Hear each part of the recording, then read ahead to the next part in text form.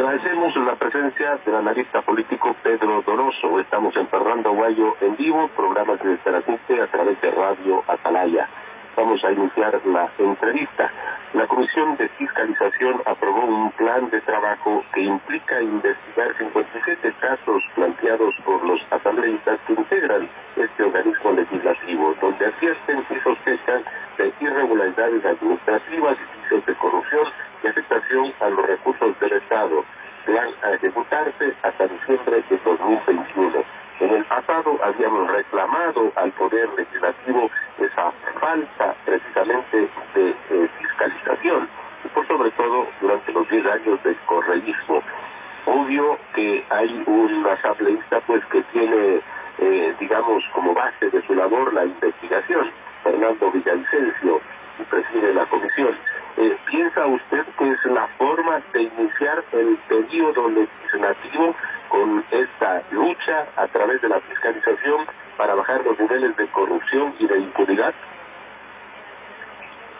Buenos días, licenciado. Gracias por la invitación. Creo que es importante establecer la priorización. Es decir, digamos, el Ecuador está viviendo un momento muy crítico.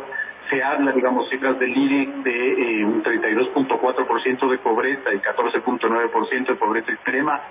Por lo tanto, creo que hay que priorizar. Si bien, digamos, la lucha contra la corrupción es supremamente importante, si no hay una estrategia integral que abarque finalmente, ¿no es cierto?, ejecutivo, judicial, legislativo en cierta manera, creo que finalmente serán plataformas políticas de individuos específicos. No veo finalmente que eso sea algo absolutamente imprescindible a rescatar. Yo estuve, digamos, como analizando ese tema. También es preocupante de una u otra manera que se anuncien investigaciones, por ejemplo, a concesiones petroleras. Eso podría provocar finalmente ahuyentar la inversión privada. Entonces, digamos, creo que es un tema que hay que profundizarlo mucho más. Creo que es importante establecer una hoja de ruta integral, como digo, de 3 funciones del Estado, porque finalmente, si no, esto se convierte en una plataforma política de personas individualizadas, ¿no? Sobre temas coyunturales como el hecho del juicio político en contra de el Pablo Celi, ¿no?, el contralor que en definitiva pues está preso, eso sí se debería hacer. No, todo se debería hacer. Un poco lo que estoy planteando finalmente es supremamente importante entender al Estado, ¿no es cierto?, como toda una estructura que necesita estrategias y hojas de ruta integrales, ¿no? Es decir, cada uno que se dedique a lo suyo. Evidentemente, por ejemplo, hay cosas urgentes como, por ejemplo, el juicio político a Pablo Celi, el juicio político al defensor del pueblo, los juicios políticos rezagados, ¿no? Ahí hay 2 juicios políticos, es más, varios juicios políticos rezagados que la anterior asamblea no cerró. Me parece que 2 juicios contra la ministra Romo, 3 juicios contra el exministro Martínez, un juicio contra el exministro Ortiz. Entonces sí, me parece que es absolutamente importante. Lo que un poco planteo es, digamos, la priorización de la actividad, ¿no es cierto?, legislativa. No puede estar solo finalmente en la lógica de juicios políticos, ¿no? Sí se necesita de una u otra manera empezar a legislar en favor de resolver los problemas de la ciudadanía, ¿no? Hay cifras, digamos, que establecen que esta asamblea heredó más de 400, digamos, procesos de tratamiento normativo. Entonces creo que es importante sí establecer un proceso de priorización y no centrarse solo finalmente en los temas de fiscalización, ¿no? Hacía precisamente yo esa puntualización de que en el pasado no hubo fiscalización y ahora se empieza por la fiscalización. Se entiende que el Poder Legislativo tiene varias labores, como el hecho de crear, por supuesto, leyes. Y el país en estos momentos requiere básicamente del apoyo de todos. En el conjunto podemos salir adelante. Una pandemia, una crisis económica, un sobreendeudamiento del Ecuador. Se dice que 7 de cada 10 ecuatorianos no tienen trabajo, y es por ahí por donde tendríamos que converger todos en la búsqueda de la gran solución al problema económico del país y por supuesto el problema de la salud. Totalmente de acuerdo. Así es, un poco cuando yo hago análisis, ¿no es cierto?, me gusta hacer el análisis de contexto basado en mucha data, ¿no es cierto?, para que no sea una opinión factorizada. Yo diviso 5 crisis que vive el Ecuador, ¿no es cierto?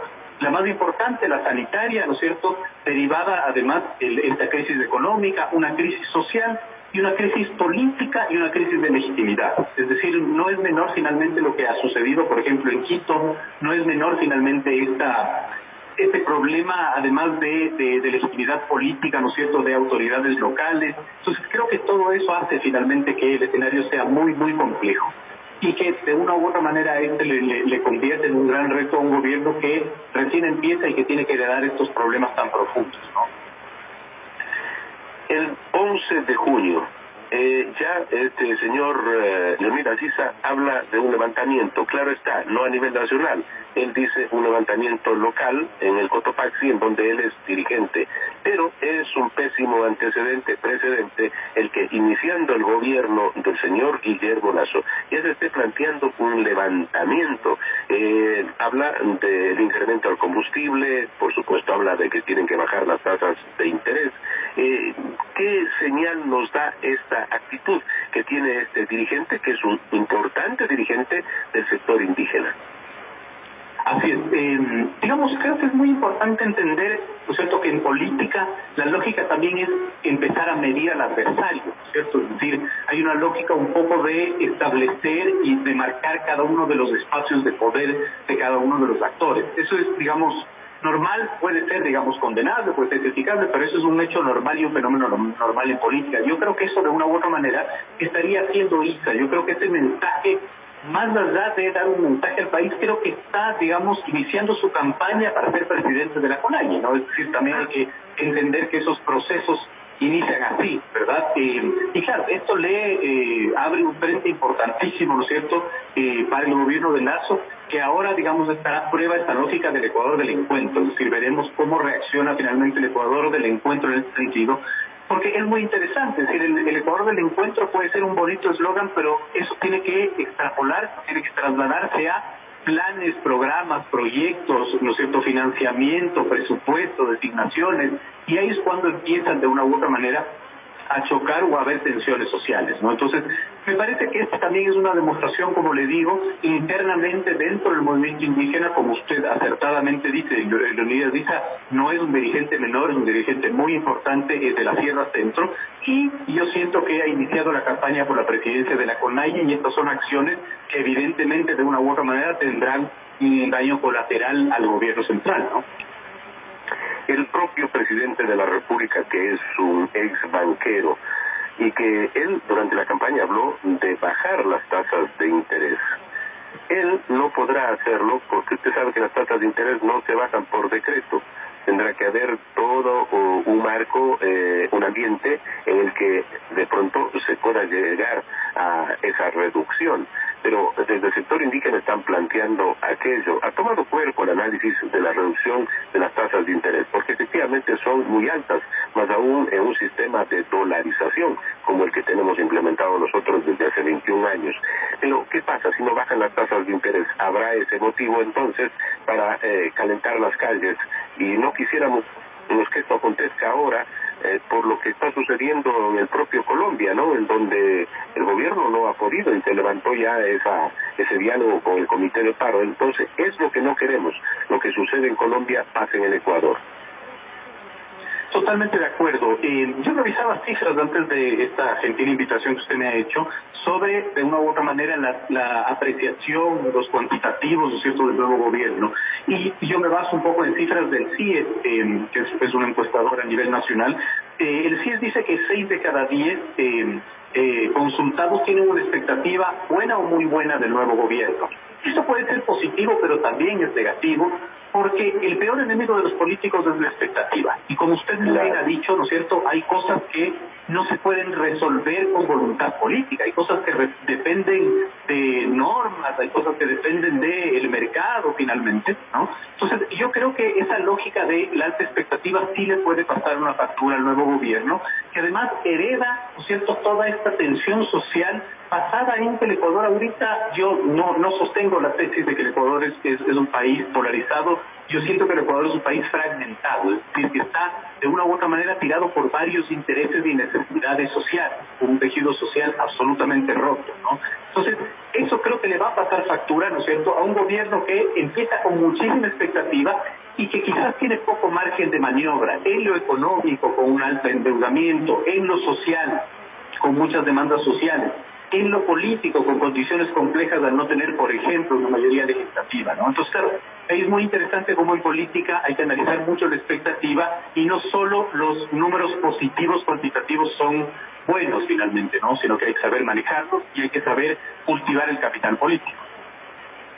La fragilidad de esa mayoría cuando lleguen temas estos a los que se ha opuesto especialmente Pachacuti, por ejemplo flexibilización laboral, es un tema que tuvo pues en tanto inició el gobierno ya una iniciativa. El propio ministro de Trabajo planteó ante la Asamblea esa posibilidad de crear formas de ingreso para personas que no tienen trabajo.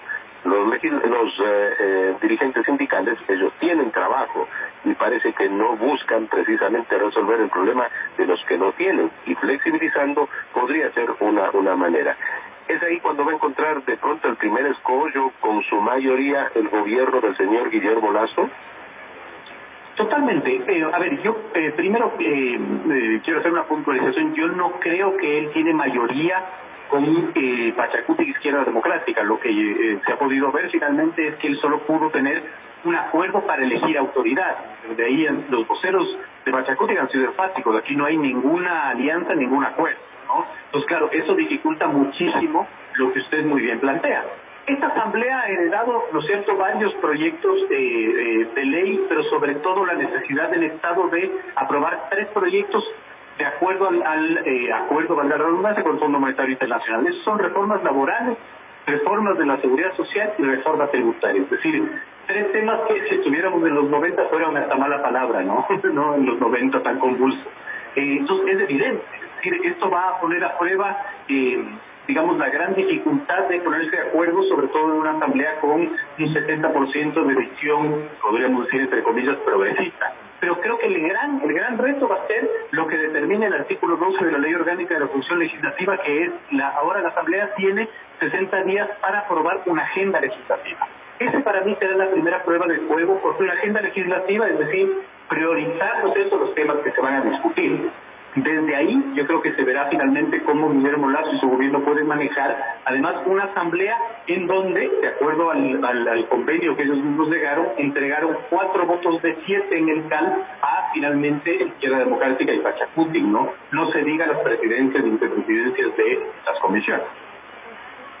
Complejos momentos se vienen en ese plano en la relación ejecutivo-legislativo, porque la propia señora Guadalupe Llori, que demostró en el discurso de toma de mando del presidente Guillermo Lasso un deseo también aparente de trabajo en conjunto, pero ya ella está planteando, por ejemplo, que haya igual investigaciones en torno al Consejo Nacional Electoral y con respecto a la votación del señor Lasso y del señor Yacu Pérez. Esto pues no tendría, digamos, relación o no tendría un sentido luego del discurso que ella pronunció el día 24 de mayo. Totalmente de acuerdo. Yo a veces siento que en el siglo XXI nos impacta mucho, digamos, los discursos, pero no entendemos las dinámicas políticas de los actores. Es decir, Guadalupe Llori finalmente es una representante de Pachacuti y ella incluso 2 días después de ser elegida como presidenta ya anunció, por ejemplo, la creación de una comisión ocasional para revisar concesiones mineras y petroleras. En el momento en que vive el Ecuador, ¿no es cierto?, ahuyentar a la inversión privada, yo creo que es un grave error.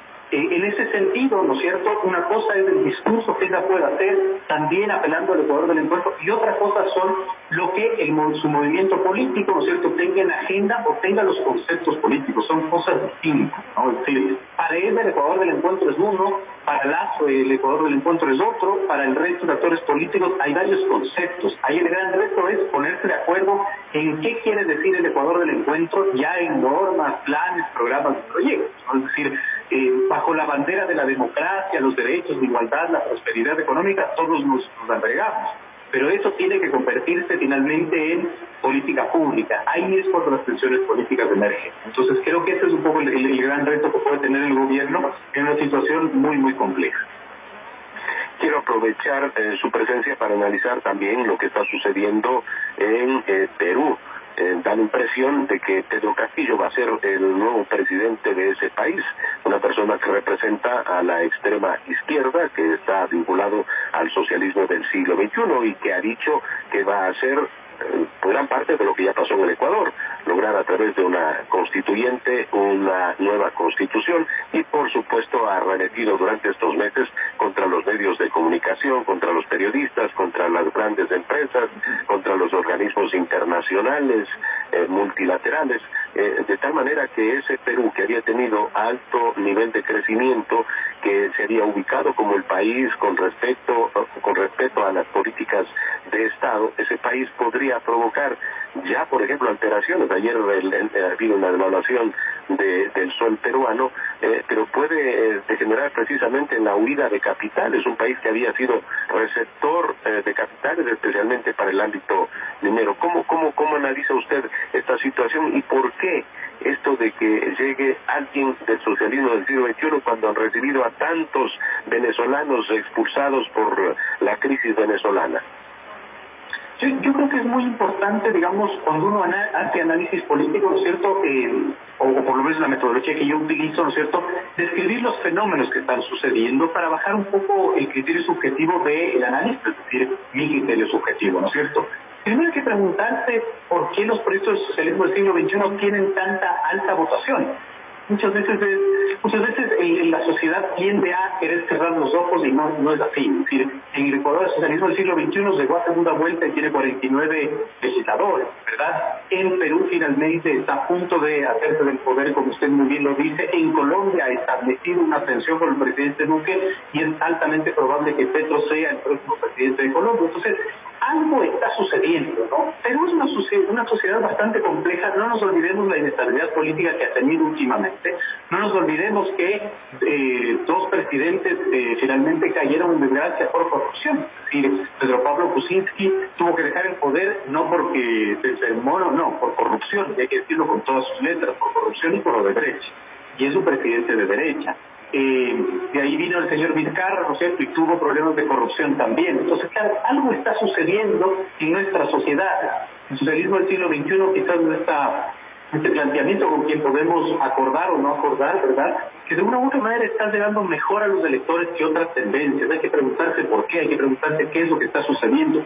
Hay que preguntarse si es que la prosperidad económica, por ejemplo, de Chile o de Perú, es real o no, porque si fuera real, ¿verdad?, no entendemos por qué entonces las lógicas de esos proyectos denominados del socialismo del siglo XXI, quizás con matices populistas, pueden tener aceptación. Yo creo que esa es una pregunta que hay que hacerse, ¿cierto? Esta segunda vuelta es bastante complicada para el Perú, porque tienes que elegir entre, ¿no es cierto?, Keiko Fujimori, hija del expresidente Alberto Fujimori, apresada por casos de corrupción, específicamente por el tema de Odebrecht. Tampoco hay que olvidarse de eso. Entonces, claro, es de escoger finalmente en estas dos posibilidades, digamos que son bastante complejas, pero yo sí creo que hay que hacer un profundo análisis de lo que pasa en la sociedad, ¿no? Porque no es que la gente está votando porque está incapacitada, es por algo, por una necesidad, porque empatan finalmente con sus requerimientos. Entonces creo que ese es un poco el análisis que hay que hacer, quizás más allá de nuestras posiciones propias ideológicas, ¿no?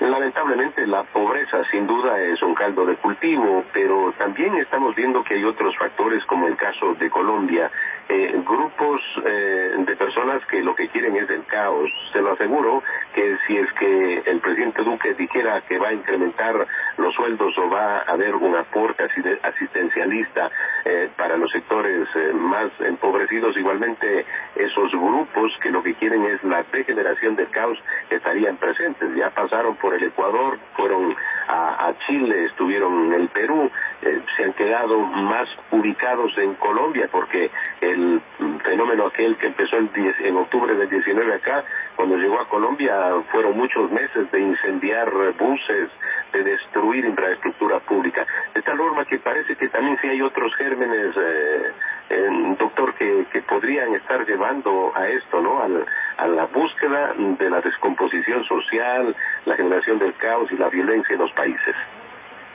Sí, seguramente. Yo, digamos, la verdad es que yo no tengo documentos, no puedo probarlo, pero como te dice, tampoco tendría duda.